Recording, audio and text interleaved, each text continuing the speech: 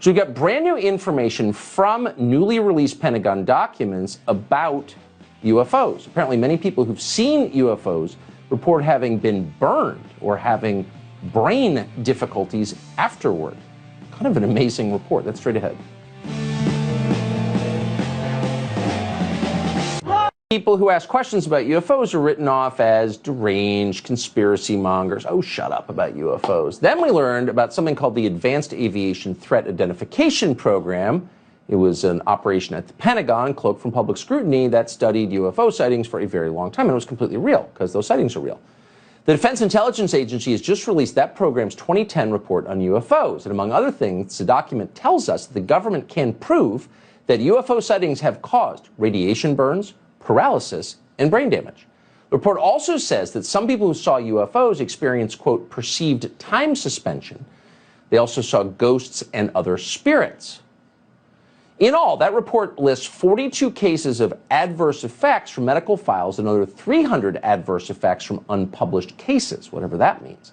Lou Elizondo knows what it means because he used to run the Advanced Aviation Threat Identification Program. We're happy to have him on tonight. Lou, thanks so much for coming on. So, I mean, this was a feature of people's firsthand accounts going back 50 years to the 60s. You know, I saw this thing and I had these physical effects. I guess that turns out to be real. Tell us about these effects. Yeah, Tucker, actually, it's even more than that. This is not, you know, the notion of where, let's say, grandma saw some lights in the backyard. These are military eyewitnesses. In some cases, they're fighter pilots or they're security personnel that have come up close and personal with a UAP, or I guess in the vernacular, UFO. And in some cases, they have sustained significant, some sort of medical trauma, something that can be looked at and quantified and qualified and measured as some sort of biological effect, that they didn't suffer these consequences until they came up close and personal to a UFO. And by the way, let me just say, this isn't pseudoscience. You know, for you're absolutely right in your intro. For many years, we've been told, oh, you know, this is silly and whatnot, and this topic is really not to be taken seriously. Look, I was part of the program. I ran the program for a better part of 8 years on this topic. It is absolutely real, and now finally, because of the pressure put by Congress and people like you in the media, finally our government is beginning to become more transparent about this topic and tell the truth about this topic in a way that I wasn't at liberty to have the conversation 4 years ago when you and I first started talking with each other. Yeah, so I'm getting the idea that when they don't want to hear what you have to say, they call you a conspiracy monger.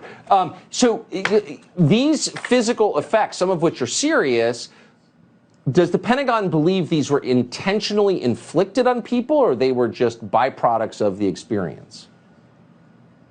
You know, Tucker, that's a fantastic question. Look, the bottom line is, if I've never seen a microwave oven before, and let's say I didn't know how to use it, and I happened to put my hand or unfortunately, let's say my head too close to a microwave oven when it's being turned on, chances are there's going to be some sort of negative biological consequence. Same holds true if I go to let's say an average airport. I just took a 737 today, and if I'm in the cockpit or I'm in the aircraft, there's no real threat. But if I stand behind the engine when the engine is, you know, firing up, chances are I'm going to get burned, I'm going to lose my hearing. There are medical consequences. The question is it deliberate? Is it a product of the technology? Yes. Or is it a product of something else? And we think right now, and again, let me just preface, preliminarily speaking, it's probably just a consequence of the advanced technology. Final question, I've asked you this before, but in the face of the mounting evidence, it doesn't really seem plausible to suggest these are aircraft from foreign militaries at this point, does it? Look, we've been looking at this for a long time, and if anyone seems to suggest that China or Russia back in 1950s had the ability to travel at hypersonic speeds and do 90-degree turns in midair after doing 8,000 miles an hour, then, you know, you're looking at the greatest intelligence failure this country has ever had, eclipsing that of 9/11, by the way, by an order of magnitude. So no, I think it's fair to say at this point, suffice it to say, this is probably not some sort of adversarial technology we're dealing with. Right. It's not human. So we should let that marinate for a minute and think about what that means. Not that I can get my head around it, but I appreciate all the work you've done on this. Lou Elizondo, thank you. Always a pleasure. Thank you, Tucker. Thank you.